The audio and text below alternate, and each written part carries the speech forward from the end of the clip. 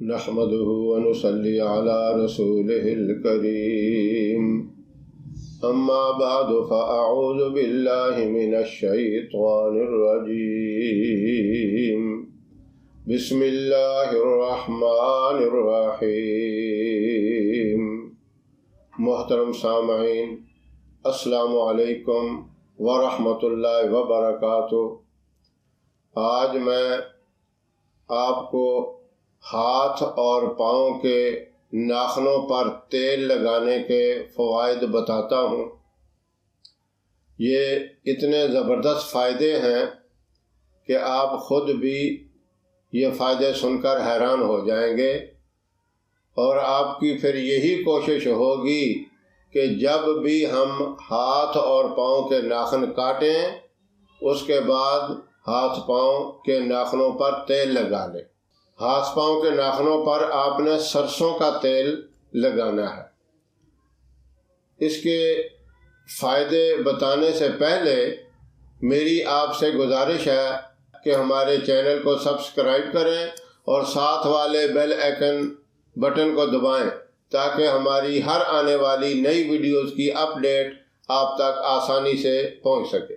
اب ناخنوں کو کس طرح کاٹنا ہے، کوشش یہ کریں کہ سنت کے مطابق ناخن کاٹے جائیں۔ سب سے پہلے دائیں ہاتھ کی شہادت والی انگلی کے ناخن کاٹنے ہیں، اور اس کے بعد یہ ساتھ والی تینوں انگلیوں کے ناخن کاٹیں۔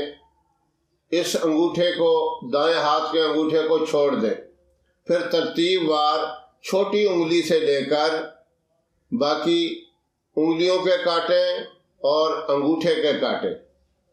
پھر دائیں ہاتھ کا انگوٹھا جو رہ گیا تھا اس کے ناخن کاٹیں، یعنی آپ نے دائیں ہاتھ سے ہی ناخن کاٹنے شروع کیے اور دائیں ہاتھ پہ ہی ختم کیے۔ اور دائیں پاؤں کے پہلے کاٹیں۔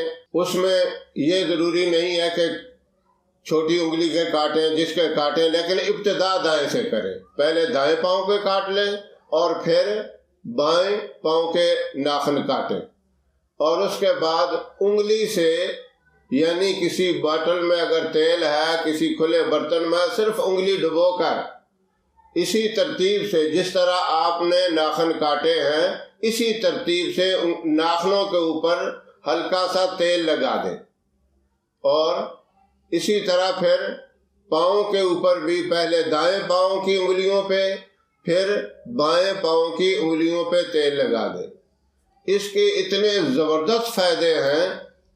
سب سے پہلا فائدہ یہ ہے کہ آپ کی نظر کے اندر اللہ اضافہ فرمائیں گے۔ اگر نظر کمزور ہو گئی ہے تو اور مزید کمزور نہیں ہوگی، وہیں رک جائے گی۔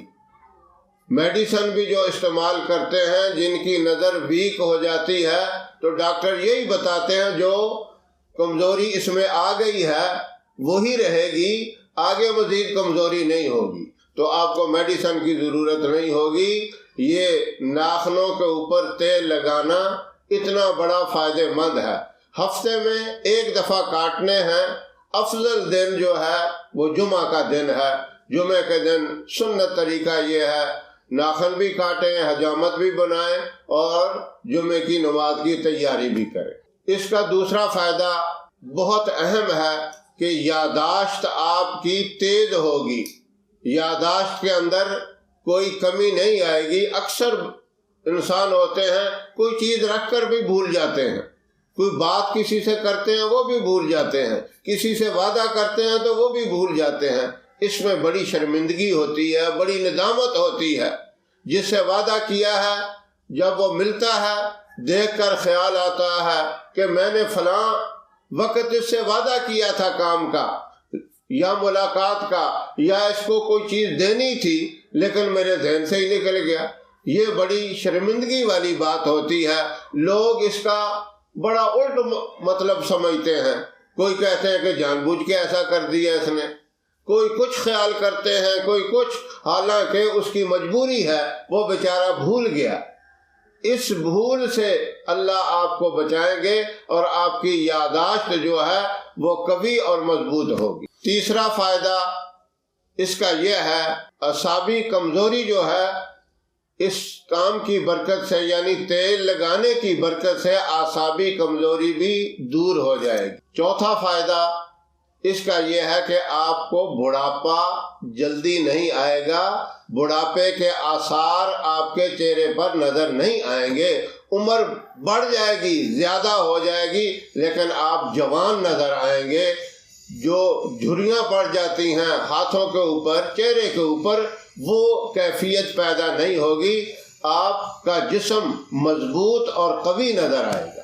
پانچواں اس کا بہت بڑا فائدہ ہے کہ اکثر مرد حضرات اور میری محترم مائیں بہنیں یہ شکایت کرتی ہیں کہ ہمارے جوڑوں میں شدید درد ہے، انگلیوں کے پوروں میں درد ہے، گھٹنوں میں درد ہے، کمر میں درد ہے۔ اللہ رب العزت ناخنوں پر تیل لگانے سے اس طرح کے دردوں سے بھی حفاظت فرمائیں گے۔ اور چھٹا اس کا فائدہ ہے، دل اور دماغ آپ کا قوی رہے گا۔ دل ایک اہم چیز ہے، دل کی بیماری سب بیماریوں سے بری بیماری ہے۔ اللہ رب العزت دل کو بھی قوی رکھیں گے، مضبوط رکھیں گے، اور دل کی بیماریوں سے بھی آپ کی حفاظت رہے گی، اور دماغ بھی آپ کا تر و تازہ اور حاضر رہے گا۔ یہ 6 بہت بڑے فائدے ہیں۔ عمل چھوٹا سا ہے لیکن فائدے اس کے بہت بڑے ہیں۔